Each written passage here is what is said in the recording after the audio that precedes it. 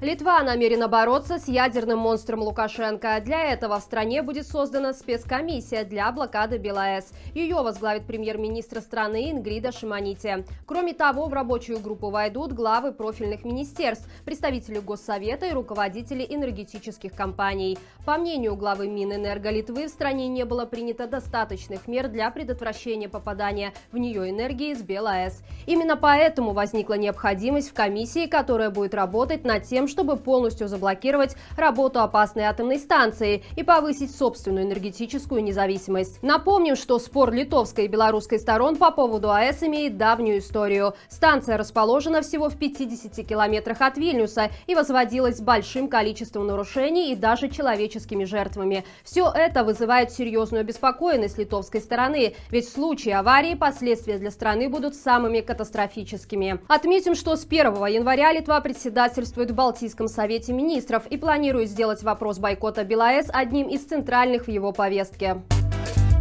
На одном из маршей в Минске при разгоне бус с силовиками снес пешехода на проезжей части. Теперь парень является фигурантом уголовного дела о хулиганстве. Это значит, что ему грозит до 6 лет лишения свободы. Инцидент произошел в ноябре прошлого года на одном из воскресных маршей. На проспекте Пушкина в Минске силовики пытались затащить свой микроавтобус участников акции. На проезжую часть выбежал парень и что-то бросил в сторону стоящего буса. Причем видно, что никакой угрозы силовикам брошенный предмет не представляет. В этот момент по встречке со стороны Пушкинской ехал еще один синий бус и правой стороной задел пешехода. Сбитого парня забросили в микроавтобус и увезли. Затем выяснилось, что сначала его доставили во Фрунзенское РУВД, оттуда в больницу, а через несколько дней на Крестина. А после и вовсе парня этапировали в СИЗО Жодина. Любую информацию о произошедшем в ГАИ Минска умалчивают. Парадокс в том, что в нашей стране, даже если в момент участия в протестной акции в силовиков не бросать что-либо, а просто подарить им, к примеру, цветы, это тоже обернется задержанием. И такие случаи уже были. В свою очередь, когда сторонники Лукашенко избивают людей, им это сходит с рук.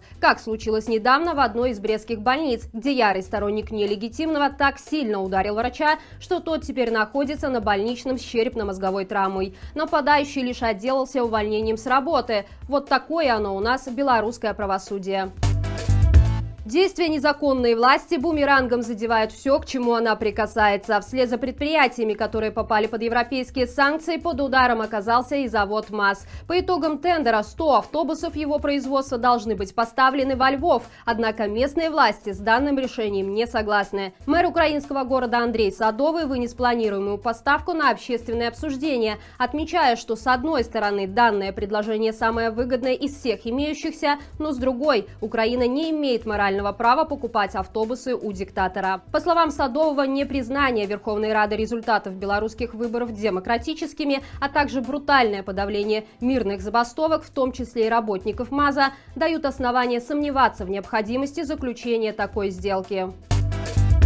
«Алкашам не место за рулем», высказался Лукашенко 2 года назад и пригрозил ужесточением ответственности за пьяное вождение. И эти угрозы начинают сбываться. Вчера в силу вступил новый закон, по которому максимальный срок лишения свободы за ДТП в нетрезвом виде, повлекшим смерть человека, увеличен с 7 до 8 лет. Также усилена ответственность за повторное в течение года пьяное вождение. За данное нарушение водители могут лишиться прав на 8 лет. Раньше максимальный срок был на 3 года меньше. Помимо этого, автолюбители затронуты изменения в Кодексе об административных правонарушениях. По нему будет усилена ответственность за блокировку дорог и звуковые сигналы в городе. За такие нарушения обновленное законодательство предусматривает крупные штрафы и даже лишение водительских прав. А вот размер штрафов, которые получат нетрезвые водители, будет зависеть от степени их опьянения. Напомню, что в Беларуси ответственность наступает, когда у водителя фиксируется 0,3 и более промилле. Это соответствует 50 граммам водки или половине